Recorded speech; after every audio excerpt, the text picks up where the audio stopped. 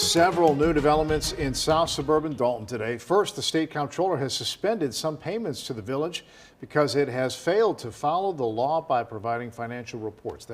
You could feel the anger tonight at a Board of Trustees meeting in Thornton Township. The board and citizens looking for accountability to their finances, while the township supervisor... You are not going to believe the latest scoop on one of the most controversial figures in local politics, Dolton's very own Tiffany Henyard. So this time, it's not just about mismanaging taxpayer money or throwing lavish parties on the village's dime. Nope, things just got even messier.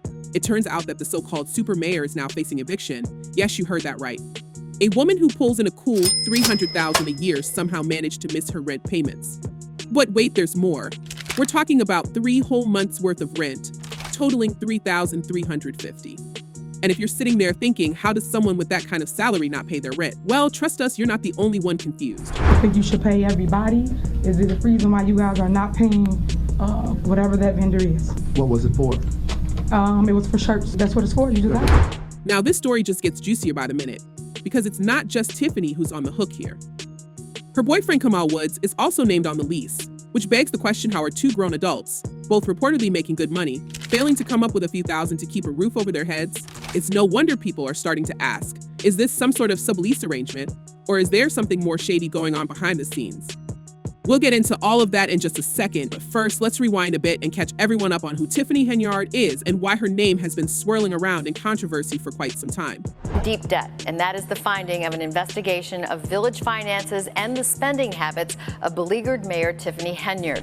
So Tiffany Henyard, if you don't already know, has been at the center of scandal after scandal in Dolton, Illinois, a small village with just over 20,000 residents. She's been dubbed the worst mayor in America by some, and for good reason. People have been accusing her of using taxpayer money for personal luxuries, everything from expensive trips to Vegas to first-class flights, luxury cars, and even street parties that no one really asked for. And now, as if all of that wasn't enough, she's potentially on the verge of losing her home due to this eviction case. Can you imagine the irony? A politician rolling in the dough but can't scrape together enough cash to pay rent. The whole thing seems surreal, right? Is there a motion to terminate Keith Freeman? But let's not get ahead of ourselves. According to the court filings, Tiffany and Kamal were notified about their overdue rent back on September 18th, and they were given a solid 5 days to either pay up or pack up. And guess what? As of now, it looks like they didn't come through with the payment. Instead, they're due to face an eviction court date on October 22nd. So not only are they on the brink of losing their home, but they also have to stand before a judge to explain why they didn't pay rent for 3 months. Now, here's where things start to get really weird. So that's one of the reasons I vote no when we go through our board packets. It's like, some of this stuff, it's like you don't know exactly what it's for, and then when you ask a question, there's no answer. Tiffany's lawyer has already come out swinging, claiming that this whole eviction thing is based on false pretenses. But here's the kicker, what exactly does false pretenses even mean in this context? Are they suggesting that Tiffany and Kamal actually paid their rent and the landlord somehow misplaced the payments? Or are they saying they never agreed to the lease in the first place? Either way, something doesn't add up here. As one commenter pointed out, if I was a landlord, I would definitely know if I'm missing 3 months of rent. Like, come on. How hard is it to track that? This whole situation has people scratching their heads because on paper, Tiffany should be swimming in money. We mean she's pulling in $300,000 a year from her positions as mayor of Dolton and supervisor of Thornton Township. And let's not forget, Kamal Woods isn't exactly scraping by either. He's reportedly making $100,000 annually. With that kind of combined income, how on earth do you fall behind on rent?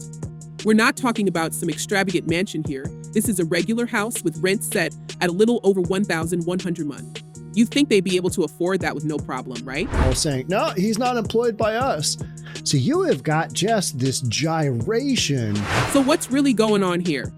Well, one theory floating around is that Tiffany's got her hands in so many things that she simply can't keep her finances straight.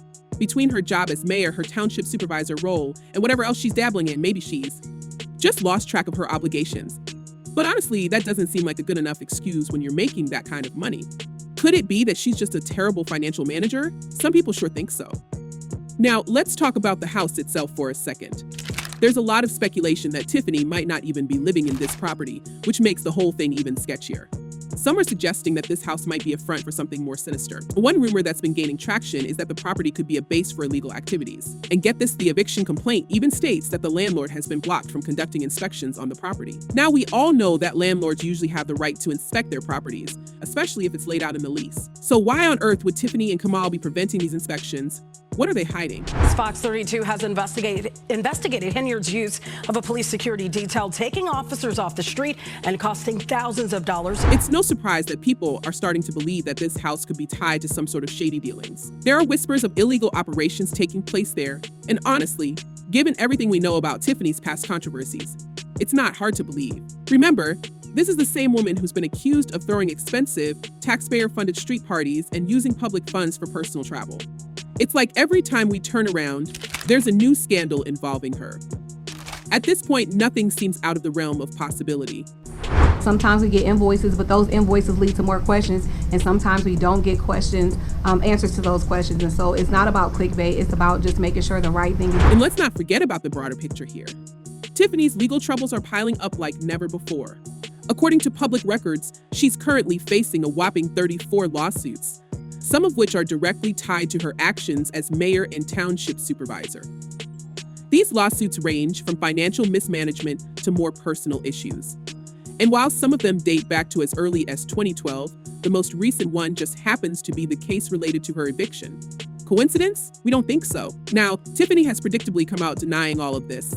She's already made statements suggesting that she's being wrongly accused, saying things like, "What, you think I don't pay my rent? Can you actually believe that?" So, but here's the thing, if it's not true, why is there an official court filing stating that she owes back rent? If she's really paid up, why would the landlord go through all the trouble of filing an eviction notice? Something just isn't lining up.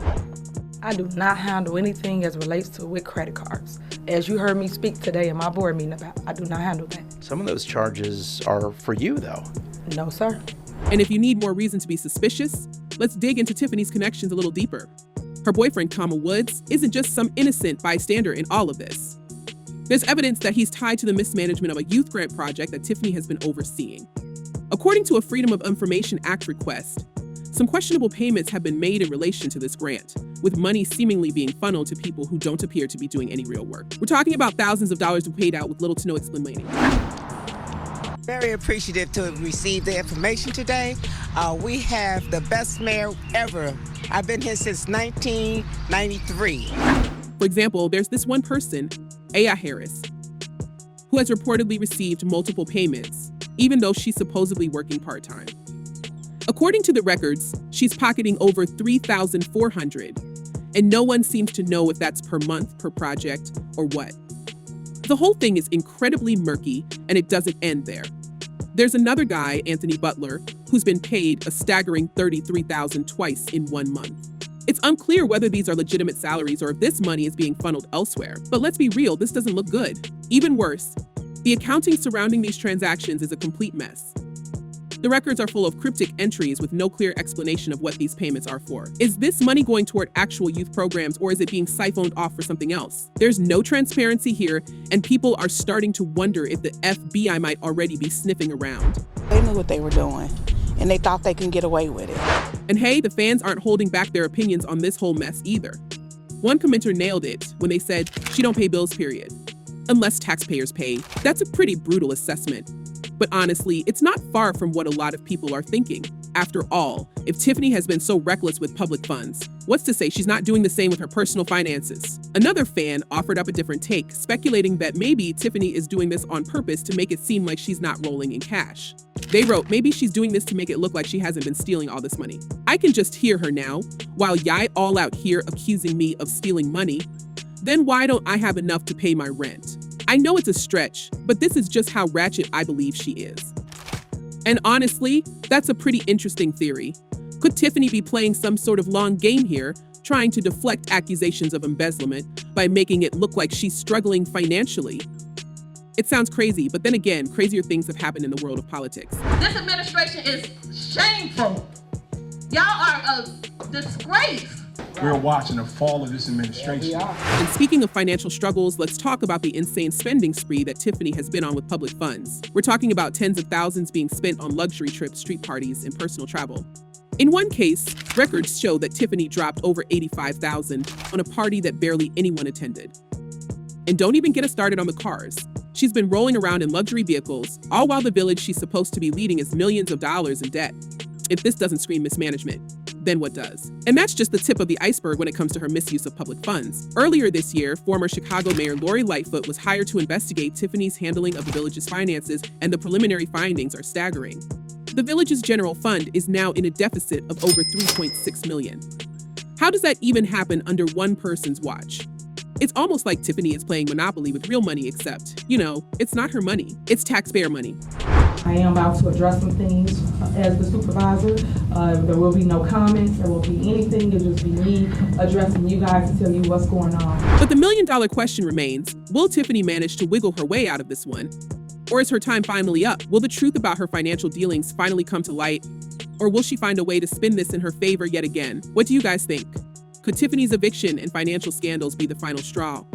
Or is this just another chapter in her long list of controversies? Let us know in the comments below, because trust us, this story is far from over.